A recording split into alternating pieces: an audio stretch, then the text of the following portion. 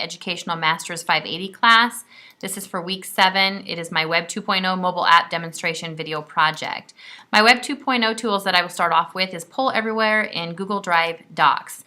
Starting with Poll Everywhere, this is an online service for classroom response and audience response systems. Poll Everywhere's products allows audiences in classrooms in over 100 countries to use mobile phones. An example of how to use Poll Everywhere is you can create your first poll. This is easy. I've actually implemented this in my classroom.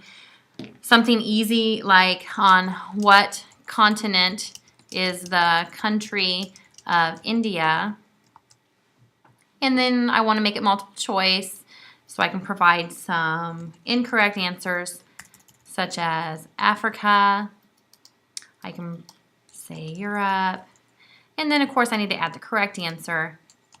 And I'm going to go ahead and write in Asia. So once you do that, you can go ahead and create your poll, and then students would get out their mobile devices, and administrators and teachers can use this too in meetings. So what you're going to do is you're going to text the code to that number up top, which is 22333. And then in your enter message area, you would text the number, which is the Asian number. So I'm going to text the 89004 number. And then once I send that, here in just a couple of seconds, you should be able to see that it will come up. And this is live. It happens right away, and students are able to see that. So that's just an example of how I use Poll Everywhere, and administrators and teachers would also be able to use this, whether it's in a meeting or in a class setting and such. All right, moving right along, some advantages and strengths to Poll Everywhere. It lets you engage your audience or class anywhere in real time. It works instantly. You can see the poll results right away, as I just showed you. Results can be projected right away for everyone to see. But some challenges: not every student in the classroom may have a smart device. I've overcome this by having students buddy up. Schools may not allow cell phone use in the classroom, and then you just wouldn't be able to use this web app. Schools may not have Wi-Fi or enough bandwidth to support this activity. So those all are challenges with Poll Everywhere. Some comparison tools that I found were iClicker, Lecture Tools, and Top Hat. All of these had live interaction on the web and answer polling, ask students during lecture if there's simply no time to spare for Q&A. It allows you to submit questions digitally. So these were all compared to Poll Everywhere that I found. Give you a moment to look those over. So my next mobile tool I would like to talk about is my Google Drive and Docs. Now, Google Drive and Docs allows users to create and edit documents online while collaborating with other users live. Some examples that I would like to show you would be if I've had students type their paper on a mobile device, such as their cell phone, laptop, or tablet. They can save the work in Google Drive and share with me, and I am able to edit live with them at any time. So for instance, Carmen shared her paper with me. I can look at her paper, read it over, and I can already tell, like, I want her paper to be double spaced. So I can highlight that, and I can make it double spaced for her. And that is saved automatically. Some other ways that we have used Google Drive and Docs is administrators have actually used Docs to share with us teachers some spreadsheets. So for instance, we have this Hornet Time spreadsheet that will show us if a child needs to go or a student needs to go into intervention. You can see like the 6th grader needs to do math intervention. This 6th grader needs to do CA intervention.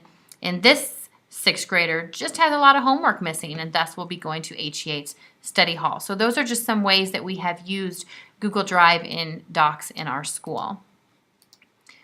Now, some advantages and strengths to Google Drive Docs. You can create, edit, store, and share files with other users online from remote locations and in real time. Google Docs is available for many file types, such as documents, spreadsheets, which I just showed you, some presentations, drawings, and web forms. But some challenges, just like Poll Everywhere. Not every student in the classroom may have a smart device. Schools may not allow cell phone use in the classroom, and schools may not have Wi-Fi or enough bandwidth to support this activity. Some comparison tools to Google Docs: Office 365, SharePoint, and OneNote. A lot of these are edit versions where you can edit and share over the internet or a network. Give you a moment to read those over. So the last app that I would like to share with you is a mobile app called Facebook. This is personally my favorite. I'm probably on Facebook at least 205 times a day. So Facebook is an online social networking service. It's a wonderful tool to use in the classroom or as a district to connect with parents and community members.